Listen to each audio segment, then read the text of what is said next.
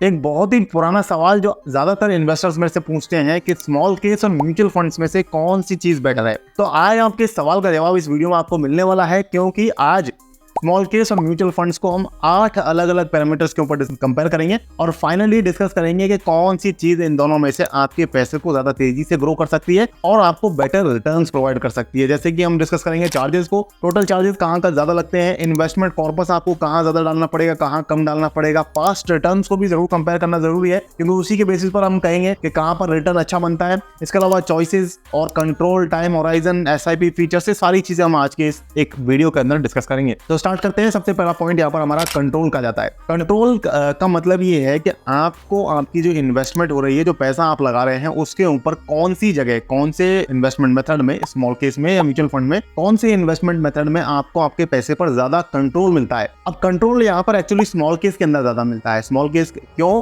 क्योंकि यहाँ पर एक्चुअली आप खुद से शेयर्स की बाइंग और सेलिंग करते हो और आपको केवल वहां पर बताया जाता है, जो भी स्मॉल केस को मैनेज करने वाली टीम होती है वो सिर्फ आपको इंडिकेट करती है कि भाई ये शेयर है और इसमें ये रीबैलेंसिंग अपडेट है, मतलब इसमें से ये खरीदना है और ये बेच दो। तो वहां पर आपको एक एक्चुअली अपडेट आता है। हालांकि उस अपडेट को आप एक सिंगल क्लिक से अप्लाई कर सकते हो, तो सिंपल है, लेकिन आपको खरीदना बेचने का काम खुद ही करना है। जबकि दूसरी तरफ म्यूचुअल फंड्स में ऐसा नहीं है। म्यूचुअल फंड्स में क्या होता है कि वहां पर आपकी तरफ से फंड मैनेजर जो है वो ये सारा काम करता है, तो वहां पर आपका जो कंट्रोल है वो खत्म हो जाता है। अब कुछ लोगों को ये चीज पसंद भी आ सकती है और कुछ लोगों को ये चीज नापसंद भी आ सकती है। इनफैक्ट मेरे केस में बताऊं तो मुझे इनफैक्ट इस चीज के बारे में, कंट्रोल के मामले में म्यूचुअल फंड बेटर लगता है, क्योंकि ऊपर पैसा डाल दिया, उसके बाद वो फंड मैनेजर क्या कर रहा है क्या नहीं कर रहा मुझे मतलब नहीं है, मुझे सिर्फ रिटर्न से मतलब है। और कुछ लोग ऐसे भी हो सकते हैं जिनको एक क्यूरियोसिटी रहती है, जिनको जानने की इच्छा होती है कि भाई कौन सा शेयर कब खरीदने को बोल रहा है, कौन सा शेयर कब बेचने को बोल रहा है, तो वो खुद से उन चीजों को अप्लाई करते हैं। तो ये रही कंट्रोल की बात। अब यहाँ पर बात करते हैं डीमैट अकाउंट लिंक करने की। तो डीमैट अकाउंट लिंक करने के लिए आपको यहाँ पर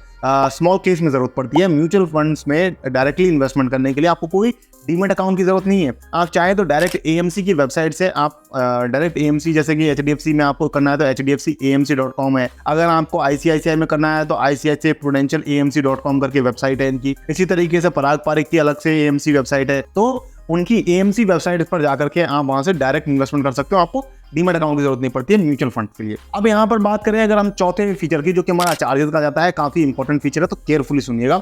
और अगर वीडियो यहाँ तक पसंद आ रहा है तो लाइक जरूर कर दीजिए वीडियो को, और चैनल पर नए हो तो सब्सक्राइब कर दीजिए। इसी तरीके की इन्वेस्टमेंट ऐप से रिलेटेड कंपैरिजन वीडियोस हम लगातार आपके लिए लेकर के आते रहते हैं। तो देखिए चार्जेस की अगर बात करें तो यहाँ पर स्मॉल केस के अंदर सब्सक्रिप्शन चार्ज आपको पे करना पड़ता है। ये सब्सक्रिप्शन चार्ज बहुत कम से लेकर के काफी ज्यादा तक भी हो सकता है, यानी कि हो सकता है 100-200 रुपए पर महीने का चार्ज हो, और हो सकता है यहाँ पर 500 या 1000 रुपए या इनफैक्ट 1500-2000 रुपए तक का भी आपका महीने का चार्ज हो। ये डिपेंड करता है कौन से स्मॉल केस को आप सब्सक्राइब कर रहे हैं। तो कुल मिलाकर के कहने का मतलब ये हुआ कि यहाँ पर जो चार्जेस हैं वो 0 से लेकर के करीब 18,000 रुपए या 20,000 रुपए सालाना तक वेरी करते हैं किसी एक स्मॉल केस के सब्सक्रिप्शन लेने के लिए। और अगर आप ज्यादा स्मॉल केसेस को सब्सक्राइब कर रहे हैं तो हर स्मॉल केस के लिए आपको अलग अलग सब्सक्रिप्शन चार्ज पे करना पड़ेगा। इसके अलावा स्मॉल केस में आपको यहाँ पर ब्रोकरेज भी पे करना पड़ता है, क्योंकि आप उन शेयर्स को एक्चुअली आपके डीमैट अकाउंट से ही खरीद रहे हो। जैसा कि मैंने बताया, सिर्फ आपको यहाँ पर बताया जाता है और एक इस तरीके का सिस्टम बनकर के आता है, एक सिंगल क्लिक से वो सारे शेयर खरीदे जा सकते हैं। और वो जो रीबैलेंसिंग अपडेट भी ये देते हैं, 3 महीने में अपडेट देते हैं कि अब आपका जो पोर्टफोलियो है उसमें से आपको ये शेयर बेच देने चाहिए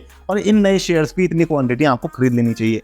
तो वो अपडेट हो उसको भी आप एक सिंगल क्लिक से अप्लाई कर सकते हैं। लेकिन एक्चुअली स्मॉल केस के अंदर आप शेयर्स की बाइंग सेलिंग खुद से कर रहे हैं, यही एक्चुअली इसका मेथड ऑफ वर्किंग है। तो यहाँ पर ब्रोकरेज भी आपको पे करना पड़ेगा, क्योंकि आप शेयर्स को खरीद रहे हो और बेच रहे हो, तो ब्रोकरेज भी और काफी ज्यादा ब्रोकरेज चला जाएगा अगर आपने कोई फ्री डिलीवरी वाला डीमैट अकाउंट ओपन नहीं कर रखा है। तो इसलिए मैं डिस्क्रिप्शन में आपको लिंक दे दूंगा एंजल और Zerodha, जहाँ पर डिलीवरी आपको फ्री ऑफ कॉस्ट मिल जाती है, तो वहां पर आपका ब्रोकरेज जो है वो बच जाएगा। तो यहाँ पर एक्चुअली बात करें म्यूचुअल फंड्स की, तो म्यूचुअल फंड्स में जो चार्जेस हैं वो एक्चुअली काफी कम होते हैं अगर आप इंडेक्स फंड्स में जाए पर्टिकुलरली। तो इंडेक्स फंड्स में क्योंकि 0.2%, 0.3%, 0.5% इस तरीके के एक्सपेंस रेशियो होते हैं, जो कि काफी कम है। हालांकि इस तरीके से अगर आप दूसरे म्यूचुअल फंड्स की तरफ जाएंगे, जैसे कि आप दूसरी कैटेगरी के म्यूचुअल फंड्स में अगर आप वेरी करते हैं, तो वहां पर जो ये एक्सपेंस रेशियो है वो भी बढ़ सकता है। जैसे कि आप मान लीजिए ELSS में जाते हैं, या आप जो है सेक्टोरल फंड्स में जाते हैं, या आप जो है वहाँ पर वैल्यू फंड्स में या फोकस फंड्स की तरफ जाते हैं। तो इस तरीके के जो कम्बरसम जिनमें ज़्यादा मेहनत लगती है फंड मैनेजर की, वहाँ पर वो चार्जेस को भी बढ़ा देते हैं।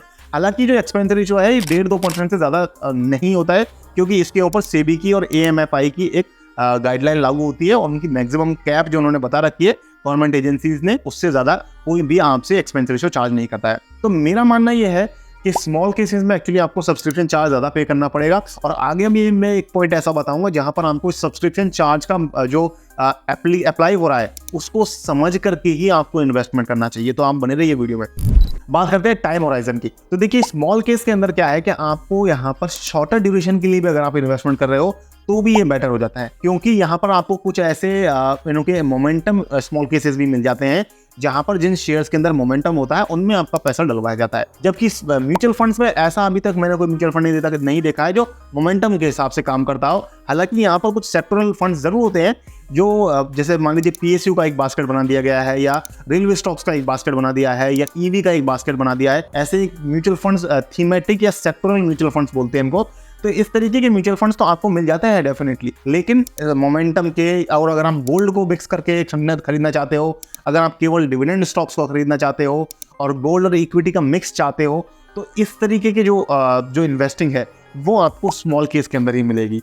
तो टाइम होराइजन मेरे हिसाब से जो है वो यहाँ पर स्मॉल केस में आपको कम देना पड़ेगा। यानी कि अगर आपका शॉर्टर ड्यूरेशन का प्लान है इन्वेस्टमेंट का तो आप स्मॉल केस की तरफ जा सकते हो, और लॉन्गर ड्यूरेशन का प्लान है 3-5 साल 10 साल का, तो आप म्यूचुअल फंड में जा सकते हैं।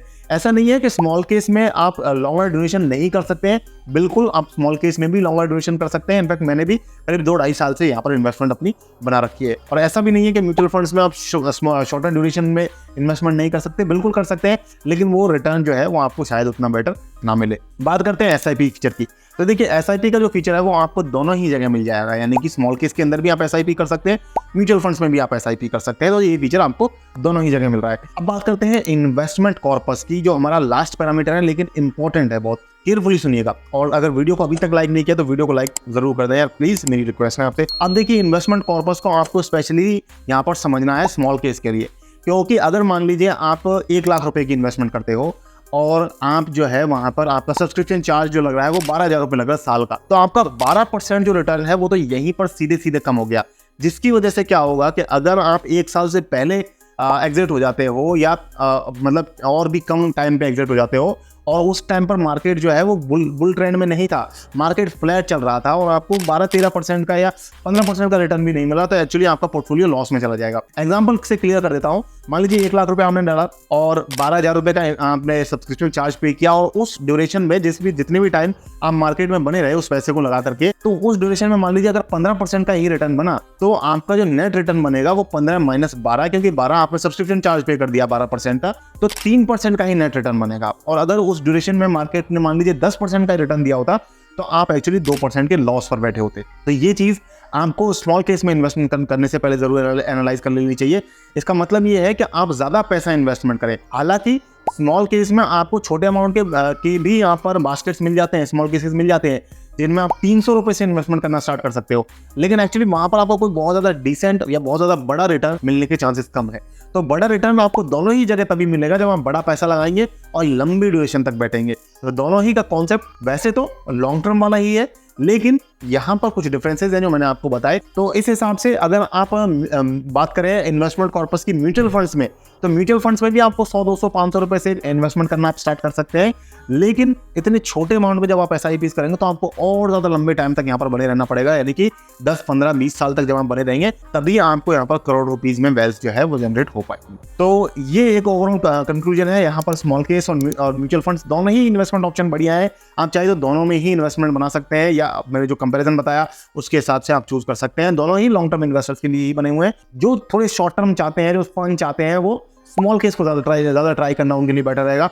म्यूचुअल फंड्स में अगर आप शॉर्ट टर्म करना चाहते हैं तो आप इंडेक्स फंड्स में कर सकते हैं। जब इंडेक्स गिरता है तो उस दिन आप खरीद सकते हैं, जब जिस दिन बढ़ जाए हफ्ते 10 दिन 15 दिन बाद तो आप बेच सकते हैं, लेकिन उसमें प्रॉफिट आपको कोई बहुत ज्यादा नहीं होगा। इन्वेस्टर्स के लिए एक्चुअली ये दोनों ही चीजें नहीं है, ट्रेडर्स के लिए एक्चुअली ये दोनों ही चीजें नहीं है, इन्वेस्टर्स के लिए दोनों ही चीजें बनी हुई हैं। तो आई होप आपको ये वीडियो पसंद आया। वीडियो को लाइक करें, शेयर करें अपने दोस्तों के साथ में, और मेरे साथ टेलीग्राम चैनल पर भी आप जुड़ सकते हैं, उसका लिंक मैं आपको डिस्क्रिप्शन में डाल दूंगा। आज की वीडियो में इतना ही, मिलते हैं नई वीडियो में, तब तक के लिए मुझे इजाजत। जय हिंद, जय भारत।